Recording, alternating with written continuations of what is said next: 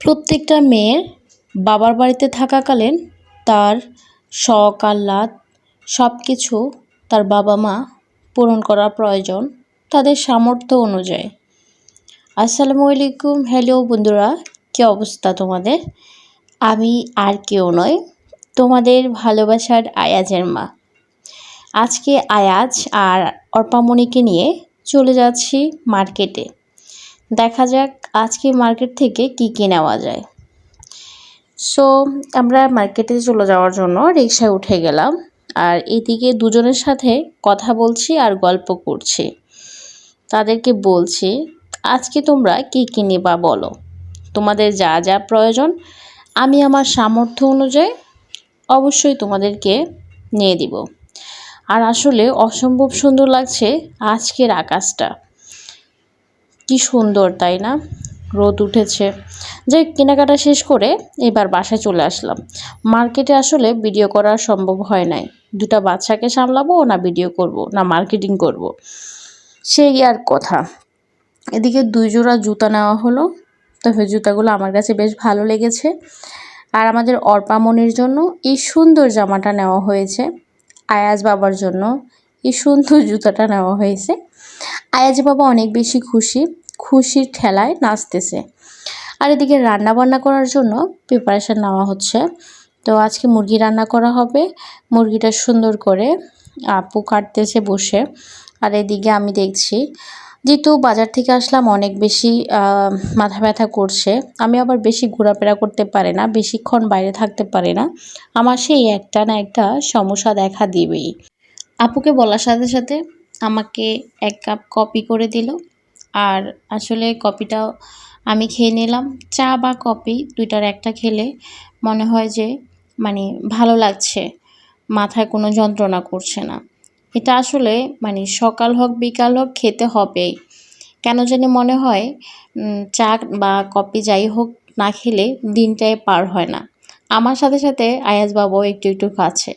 আবার এখন আপনাদেরকে টাটা দিচ্ছে, আপনাদেরকে জানতে চাচ্ছে আপনারা সবাই কেমন আছেন, তাকে কি আসলে আপনারা ভালোবাসেন।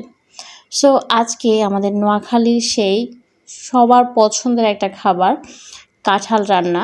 জানি না আপনাদের ওইদিকে কাঁঠাল রান্না হয় কিনা, তবে হ্যাঁ আমাদের নোয়াখালীতে অনেকে রান্না করে থাকেন। আর কাঁঠালের রান্নাটা অনেক বেশি মজার হয়।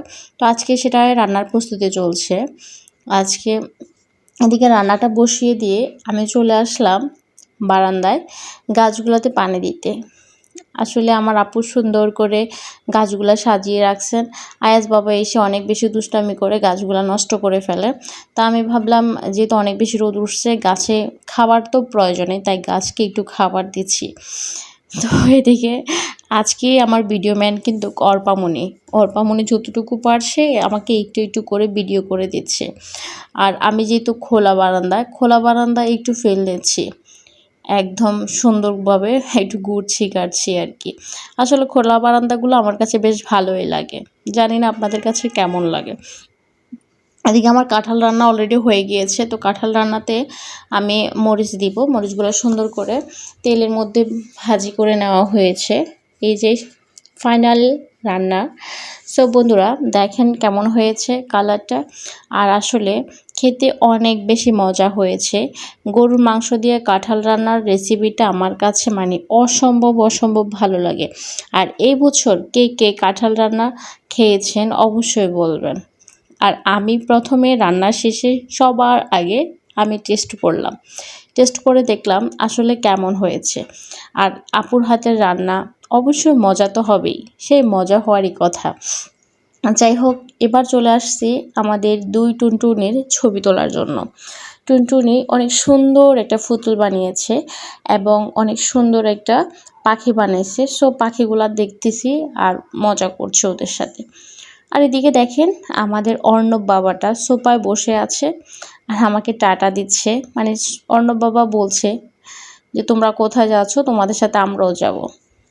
এদিকে কথা বলতে বলতে চলে আসছি পিৎজা খাওয়ার জন্য।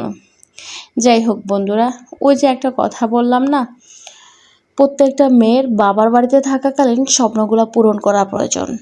কয়জনেরই বা ভাগ্যে থাকে স্বামীর বাড়িতে এসে তার আশা তার স্বপ্ন, তার চাওয়া পাওয়া সব কিছু পূরণ করার? বলেন, ওই রকম হয়তো সবার সামর্থ্য হয়ে ওঠে না। আমি যতদূর দেখেছি ম্যাক্সিমাম মানুষ পারে না নিজের স্বপ্নগুলো পূরণ করতে। সেই সংসার জীবনে এসে যে বন্দি হয়, আর সংসার জীবন থেকে ছুটি পাওয়া হয় না। হয়তোবা আজকে সংসারে এটা প্রয়োজন, ওটা প্রয়োজন, ওটা প্রয়োজন। স্বামীর ইনকামের উপরেই তো সব কিছু চলে।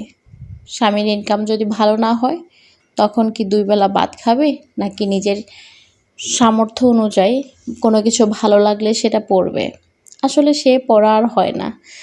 যাই হোক, নিজেকে আসলে একটু ভালো রাখার চেষ্টা, নিজেকেও তো একটু ভালো রাখতে হবে, নিজেকেও তো একটু ভালোবাসতে হবে।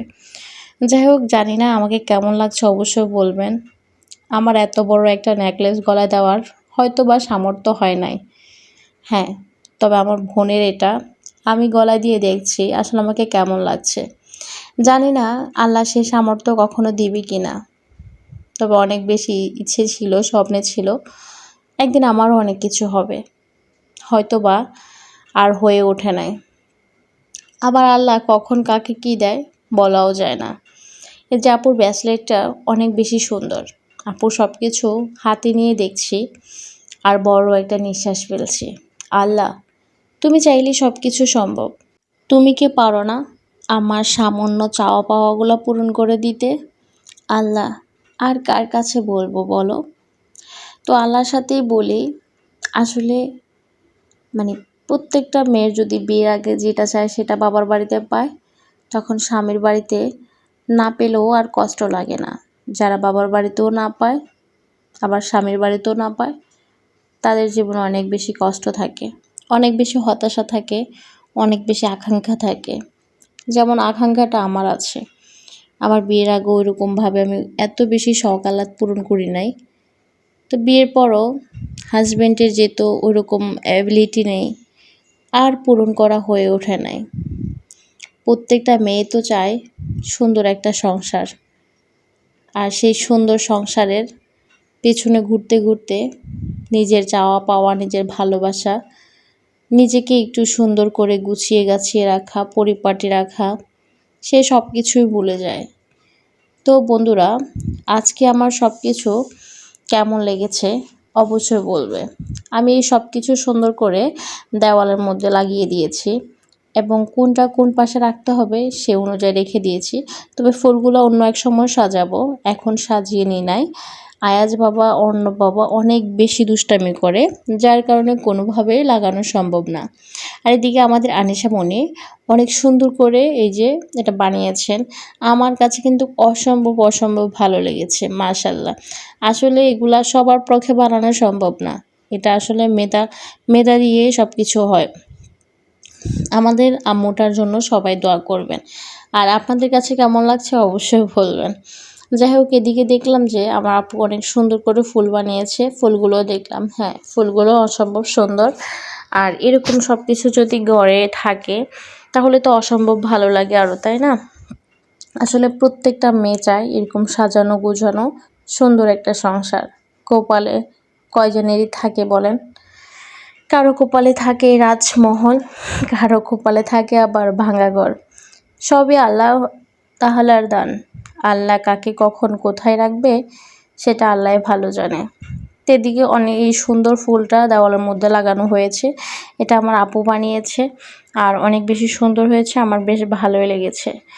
জানালার পাশে বসে দেখছি আকাশটা। আসলে কি সুন্দর আকাশ, তাই না? কখনো হাসে আবার কখনো কাঁদে। আমাদের জীবনটাও তেমন, কখনো হাসি কখনো আবার কান্না। এদিকে কথা বলতে বলতে আয়াজ বাবা বলছে কিছু খাবে, খিদা লেগেছে তার। তাকে লেচু দিলাম, সে লেচু খাচ্ছে বসে বসে। বাজারে এত বেশি লেচুর দাম, কি আর খাবে? বলে 500। সবার ভাগ্যে কি আর মানে লেচু খাওয়া হয়? সবার ভাগ্যে তো আর খাওয়া হয় না। কয়জনেই বা পারে 500 টাকা করে লেচু খেতে। যাই হোক, আলহামদুলিল্লাহ সন্তানকে খাওয়াতে পেরেছি, সন্তানের ছোট্ট ছোট্ট চাওয়া পাওয়াগুলা পূরণ করতে পারছি, এটাই নিজের কাছে অনেক বেশি আনন্দের লাগে। আর এদিকে আপনাদের সাথে কথা বলতে বলতে আমিও আঙ্গুর ভাজা খাচ্ছি। আর এটা আমার বেশ পছন্দের একটি খাবার।